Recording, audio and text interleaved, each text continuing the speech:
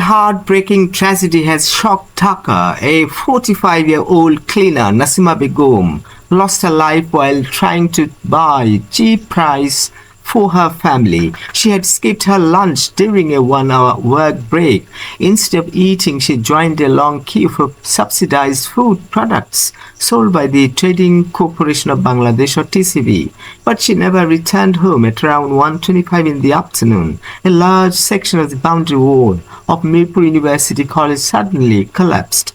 The wall was about 8 feet high and nearly 120 feet of it came crashing down without warning. Around 50 to 60 people, most of them women, were standing beside the wall waiting for the TCB truck to begin selling essential food items. Within seconds, the queue turned into a scene of panic.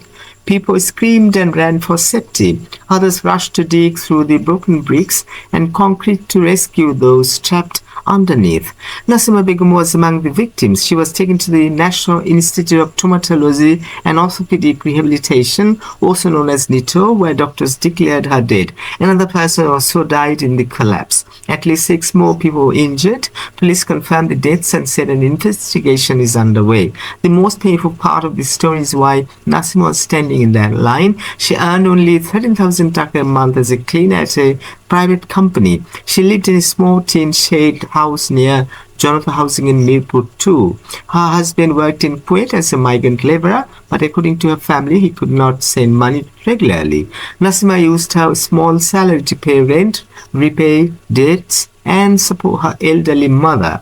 That afternoon, she returned home during her lunch break. A neighbor told her that a TCB truck had arrived nearby. She decided not to eat lunch. She wanted to use her limited break to buy subsidized rice and other essentials instead.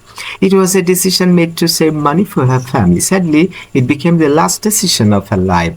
Her mother, Shahida Begum, identified her body at the hospital.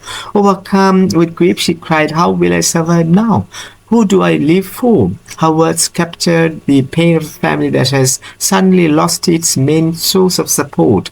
Eyewitnesses described the terrifying moments. One man said he was drinking tea nearby when he heard a loud crashing sound. He looked up and he saw the wall falling directly onto the crowd. People immediately rushed forward and began pulling victims from beneath the rubble. A student of Mirpur University College said the boundary wall had been built only a few years ago. Authorities are now expected to investigate what caused the wall to collapse and whether there was any negligence in its construction or maintenance. The tragedy has also drawn attention to the difficult lives of low-income families. Many people spend hours in TCB queues because subsidized food is often the only affordable option during times of high prices. For Nasima Begum, standing in that queue was an act of sacrifice. She skipped a meal so she could buy cheaper food for the people she loved. Instead, she paid with her life. Her story is a painful reminder of the hardships faced by many working people and of the importance of ensuring that public spaces and structures are safe.